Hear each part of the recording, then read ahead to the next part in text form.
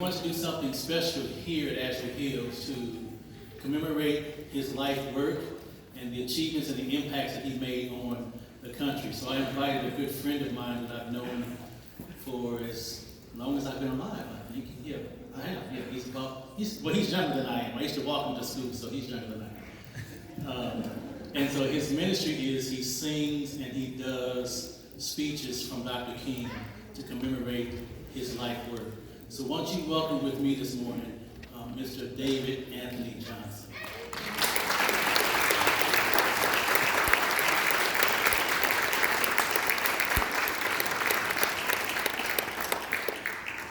Happy Sabbath, church. Let's do that one more time. Happy Sabbath, church. All right. This is the day that the Lord has made, and I'm just excited to be in the house of the Lord. Hallelujah.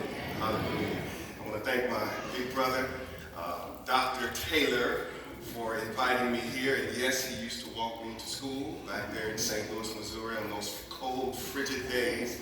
And so it's good to see him doing well here. I want to thank you, Pastor, for a beautiful sermon this morning and also for allowing me to be here.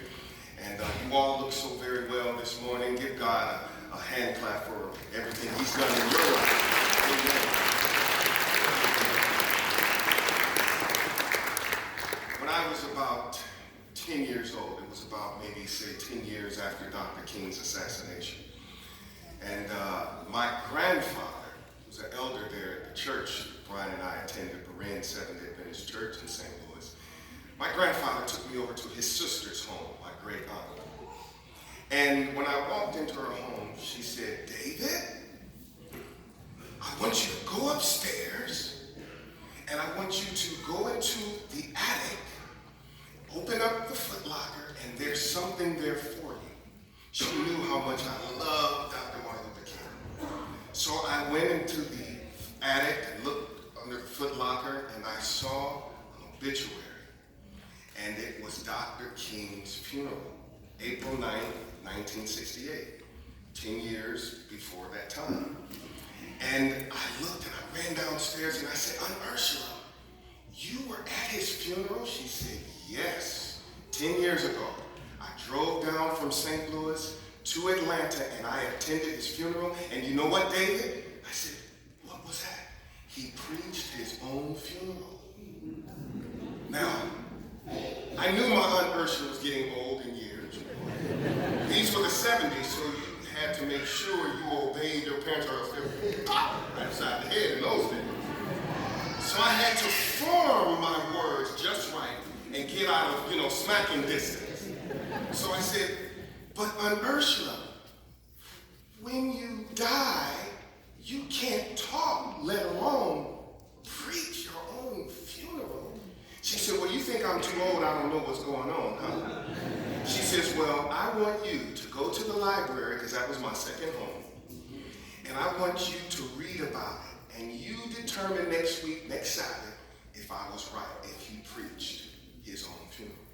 Well, I went down to Julia Davis Branch Library. I ran as fast as I could to get there, showed them my worn out library card, and I was able to get the album and play the album and get the books. And I realized 2 months before his assassination, which was April the 4th, on February the 4th, 1968, 2 months, he was preaching a sermon, and I had an opportunity in college to go visit Ebenezer Baptist Church.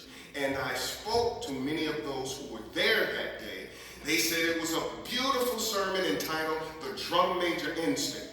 That sermon about how all of us innately want to be first, but God wants those who want to serve. And serving is the essence of love.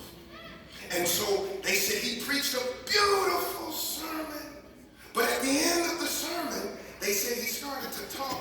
And his talk kind of scared them because he started to talk about his own death. And they took that part of the drum major instinct, which is called the Eulogy, recorded it. 2 months and 5 days later, they played it at his funeral.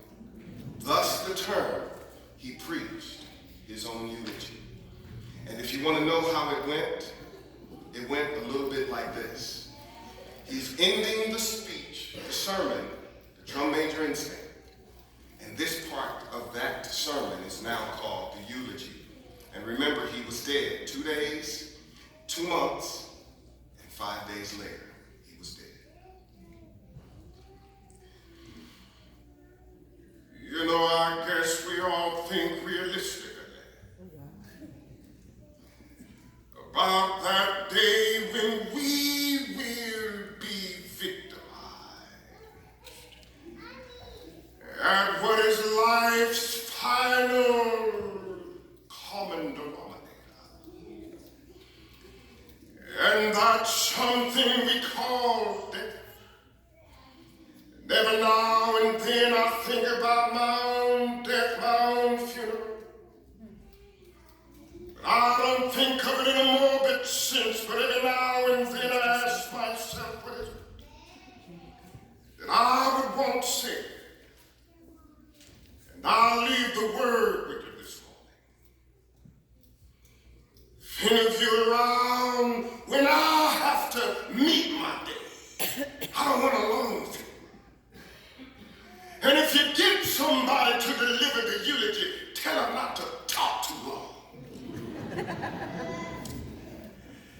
Every now and then I wonder what I want them to say. Tell them not to mention that I have a Nobel Peace Prize. That isn't important.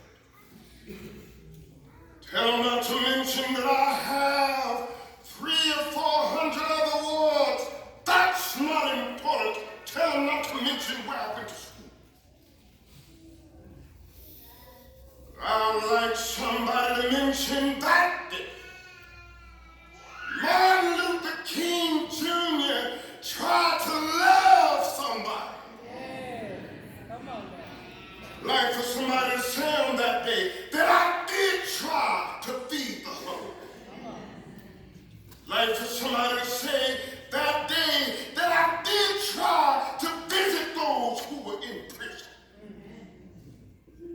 Like for somebody to say on that day that I tried to be right on the war question. Like for somebody to say that day that I did try in my life to clothe those who were naked. Like for somebody to say on that day, I tried to love and serve humanity. Yes, if you want to say that I was a drum major, say that I was a drum major for justice. Say that I was a drum major for truth. That I was a drum major for righteousness. And all of the other sour things would not matter. I won't have any money to leave behind. I won't have none of the fine and luxurious things of life to leave behind. I just want to leave a committed life behind. And that's all I want to say.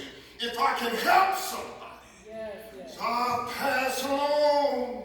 If I can cheer somebody with a word of song, if I can show somebody he's traveling wrong, then my living will not be in vain.